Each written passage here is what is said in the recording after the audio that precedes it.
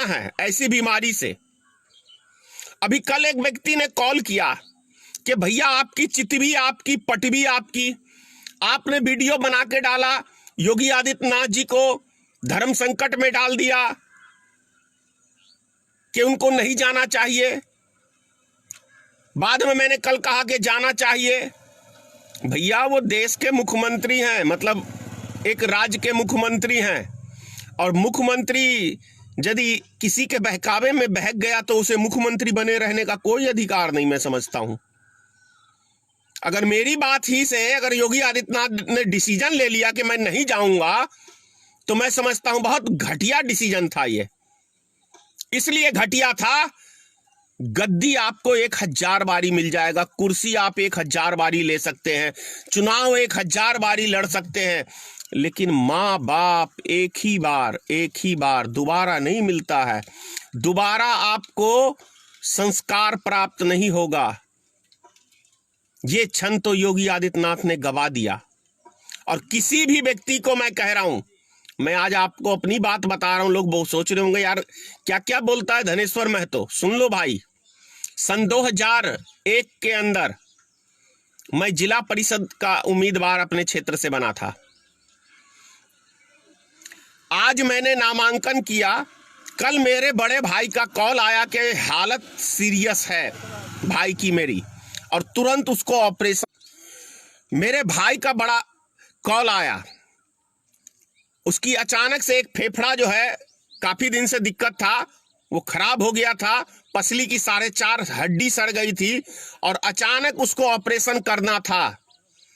और वो इतनी जबरदस्त पब्लिसिटी थी मेरी कि मैं अगले दिन ही पटना यहां से रवाना हो गया अपने घर से।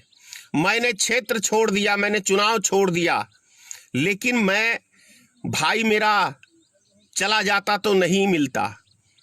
चुनाव तो मैं 1000 लड़ लूंगा, लेकिन एक बारी मेरा भाई हो, मेरा बाप हो, मेरी माँ हो, मेरी पत्नी हो, अगर वो चली गई तो दोबारा मुझे नहीं मिलेगी। तो इसलिए मैंने गद्दी नहीं चुना था, मैंने अपने भाई को चुना था। और 2 महीने बाद मैं आया वहां से, पटना से वापसी। मैंने चुनाव की परवाह नहीं की। तो मैं मानवता को, अपने कर्तव्य को सबसे बड़ा मानता हूं। जिसने मुझे पैदा किया, क्या मैं उसको आग नहीं दिखा सकता हूं? सनातन धर्म के अनुसार इतना प्रिय, और यदि जिस सिद्धांत की योगी आदित्यनाथ जी बात करते हैं, तो 300 बस कोटा में किस सिद्धांत के ऊपर भेजे थे साहिबजादों को लाने के लिए? बहुत मिर्ची लगेगी भाइयों, बहुत मिर्ची लगेगी योगी भक्तों को। और किस शास्त्र में लिखा हुआ है, जरा एक उस शास्त्र का मुझे कोई ज्ञान दे सकता है कि कोई सन्यासी राजा बने? सन्यासी को राजा बनने की क्या आवश्यकता है भाई? सन्यासी को राजा बनने की क्या आवश्यकता है? दुनिया के किस शास्त्र में लिखा हुआ है कि सन्यासी राजा बनना चाहिए? उसे सत्ता से क्या लेना देना? उसका तो काम है सन्यासियों का, वो जाके पहाड़ों में तप करे, समाज कल्याण के लिए जिए। लेकिन ये तो गद्दी के लिए जी रहे हैं भाई, गद्दी के लिए आग दिखाने तक अपने बाप को नहीं गए। तो कैसी है, मुझे समझ में नहीं आया। आपको समझ में आया होगा तो आया होगा।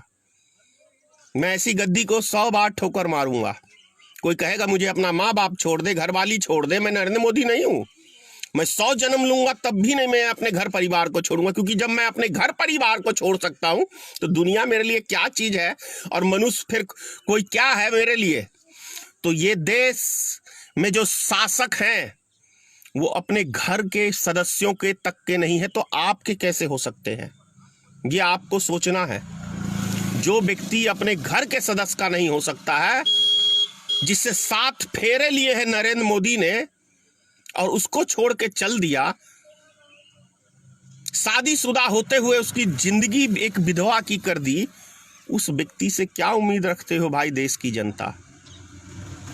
मैं तो अगर है कुछ उम्मीद तो 27 तारीख को वीडियो कॉन्फ्रेंस के जरिए सभी मुख्यमंत्रियों से बात करेंगे प्रधानमंत्री जी। क्या प्रधानमंत्री जी इस देश की गरीब जनता के लिए सोचोगे? क्या उनको घर भेजने का काम करोगे आप? अगर काम करोगे तो मैं समझता हूं मैं धनेश्वर महतो के ऊपर एक बहुत बड़ा एहसान करोगे आप।